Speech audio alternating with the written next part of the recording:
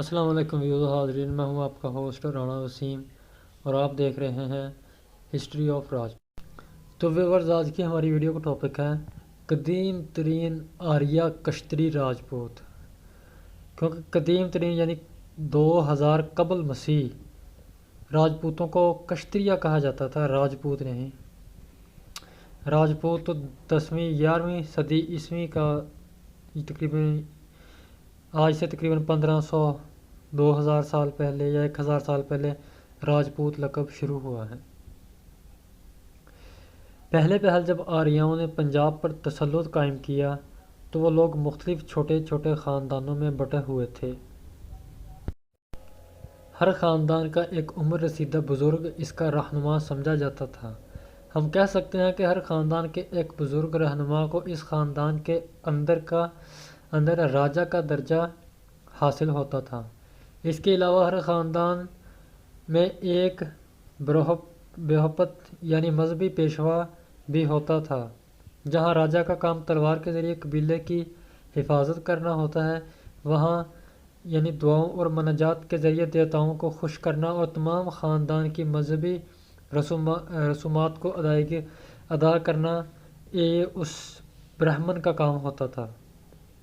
ابتدا میں جب یہ لوگ پنجاب میں آباد ہوئے تو انہوں نے کوئی مستحکم حکومت قائم نہیں کی، بلکہ ہر خاندان کی گویا اپنی 1.5 انچ کی مسجد الگ تھی۔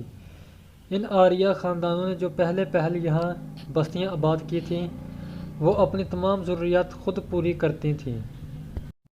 ہر بستی گویا الگ چھوٹی سی راجدھانی کا درجہ رکھتی تھی، جو بیرونی اثر و رسوخ اور تسلط سے آزاد اور خود مختار تھیں۔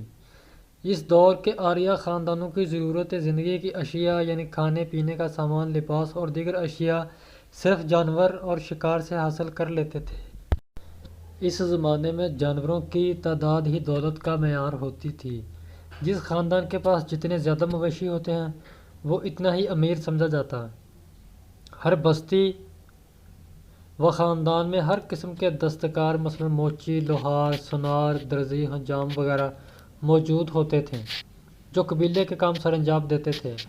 اس ابتدائی دور میں ان لوگوں کو معاشرے میں بڑا اہم مقام حاصل تھا، آج کی طرح کمی نہیں کہلاتے تھے۔ اس دور میں اس خطہ زمین پر آبادی کا تناسب بے حد کم تھا اور خدا کی زمین عام تھی۔ یہاں کے جنگلات، زرعی زمینیں، شکارگاہیں اور چراگاہیں ان آریہ خاندانوں کی کفالت کے لیے کافی تھیں۔ اس کے بعد آہستہ آہستہ بے شمار خاندانوں میں منقسم و مشتعر آریہ قبائل کی آبادی بڑھنا شروع ہو گئی اور جو چھوٹے چھوٹے قصبے انہوں نے آباد کیے تھے وہ شہروں میں تبدیل ہونے لگے اور چھوٹے چھوٹے خاندان قبیلوں کی صورت اختیار کر گئے۔ ان کی غذائی ضروریات بھی اسی تناسب سے بڑھنے لگیں۔ اب ان آریاؤں میں باہمی جد و جہد اور لوٹ مار کا رواج شروع ہوا۔ اپنے قبیلے یا خاندان کی کفالت کے لیے یہ لوگ ایک دوسرے پر چڑھ دوڑتے تھے اور طاقتور قبائل کمزور قبائل کے مویشی وغیرہ لوٹ لاتے تھے۔ یوں ہی رفتہ رفتہ دفاعی ضروریات بھی بڑھنا شروع ہو گئیں اور ان لوگوں نے اپنے گاؤں، شہر اور قصبے دشوار جگہ راستوں پر مشتمل پہاڑی علاقوں میں بنانا شروع کر دیے۔ قلعے بنانے کا رواج بھی غالباً اسی دور میں شروع ہوا۔ یوں لگتا ہے کہ ذات پات کا رواج آریاؤں میں اس خطے میں داخل ہونے سے پہلے موجود تھا، یقیناً موجود تھا۔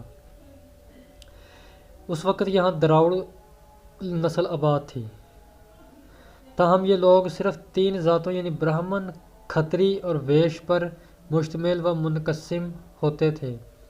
چوتھی ذات یعنی شودر اسی علاقے میں وجود پذیر ہوئی، جو یہاں کے مفتون سیاہ فام لوگ تھے۔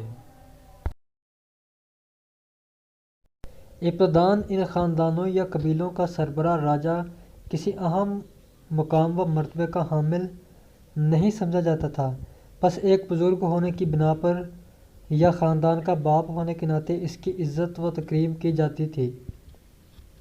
لیکن جب ان لوگوں کے مابین خانہ جنگی کا رواج پایا تو رفتہ رفتہ راجا کی اہمیت بڑھتی گئی، حتیٰ کہ راجا کا عہدہ موروثی بن گیا اور اس کی نسلوں میں پشت در پشت چلنے لگا۔ اب اس خطہ میں قدم قدم پر مختلف راجدھانیاں بن گئیں۔ ایک دوسرے کے قریب آباد خاندانوں نے مصلحت کے تحت باہمی دفاعی معاہدہ کر لیا اور اپنا ایک راجا چن لیا جو بیرونی حملہ آوروں کی صورت میں ان کے دفاعی امور کا نگران ہوتا تھا۔ اس زمانے میں دشتکاری اور کاشتکاری کو بہت اہمیت حاصل تھی، لہٰذا ان لوگوں کے جنگ میں حصہ لینے پر پابندی عائد کر دی گئی تاکہ قتل و غارت گری روک کے لوگ کاشتکاری میں حصہ لیں۔ اسی وجہ سے غالباً آریاؤں کے ذات پات پر مشتمل نظام میں پختگی آتی گئی۔ جنگجو نوجوانوں کو جہاں دیگر پیشہ اختیار کرنے کی اجازت نہ تھی، وہاں اہل پیشہ کو جنگ کی بھٹی میں وہ لوگ نہیں جھونکتے تھے کیونکہ وہ اپنے کام میں ماہر ہوتے تھے۔ اگر ہم یہ کہیں کہ ذات پات کا نظام پر عمل درآمد آریاؤں کی مجبوری تھی تو بے جا ہرگز نہ ہوگا۔ تصور کیجیے کہ ایک بستی ایک ایسے گاؤں میں جہاں لوگوں کی ضروریات زندگی پورے کرنے کے لیے حجاموں اور لوہاروں، درزیوں، موچیوں اور دستکاری کا محض ایک ہی خاندان آباد ہو، وہ بھی جنگ کی بھیٹ چڑھ جائے تو وہاں کے مکین اور لوگوں سے متعلق اپنی ضروریات کیسے پوری کریں گے؟ گویا انہی حالات کے پیش نظر ذات پات کے نظام کو یہاں استحکام ملا، پیشہ وراثت کی شکل اختیار کر گئے۔ برہمن کی اولادیں برہمن بنیں، راجاؤں کی اولادیں راجا یا راجپوت کہلوائیں اور دستکاروں کی اولادیں پشت در پشت جاٹ ہی رہیں۔ اور یہ سلسلہ ایک حد تک ہمارے دیہی علاقوں میں آج بھی جاری و ساری ہے۔ گویا آریائی دور میں صرف کشتری ہی عسکری پیشہ اور حکمران گروپ تھا، اور اسی کشتری گروپ کے حکمرانوں کی اولادیں بعد میں راجپوت کہلوائیں۔ اور یہ ویورز چھوٹی چھوٹی راجدھانیاں بنی ہوئی تھیں۔ ان کی ہندوستان پر کوئی مستحکم حکومت نہیں تھی۔ قدیم ترین دور میں چندر گپت موریہ ایک شخص گزرا ہے جس نے پورے ہندوستان پہ حکومت کی، تو اس کے بعد اگر کسی نے کی تو وہ پرتھوی راج چوہان تھا۔ یہ لوگ بہادر ضرور تھے لیکن انہوں نے کبھی اپنا ایک راجا نہیں چنا پورے ہندوستان پہ، چھوٹی چھوٹی راجدھانیاں بنائی ہوتی تھیں انہوں نے۔ اسی لیے تمام حملہ آور یہاں کامیاب ہو جاتے تھے کہ یہ چھوٹے چھوٹے علاقوں پر اپنی اپنی راجدھانیاں بناتے تھے یہ لوگ۔ اگر ان کی کوئی مستحکم حکومت ہوتی تو کوئی بھی یہاں اتنی آسانی سے ان پر حملہ کر کے انہیں جیت نہ سکتا۔ تو ویوز یہ تھی ہماری آج کی ویڈیو۔ اگلی ویڈیو تک اجازت دیں۔ السلام علیکم ورحمۃ اللہ۔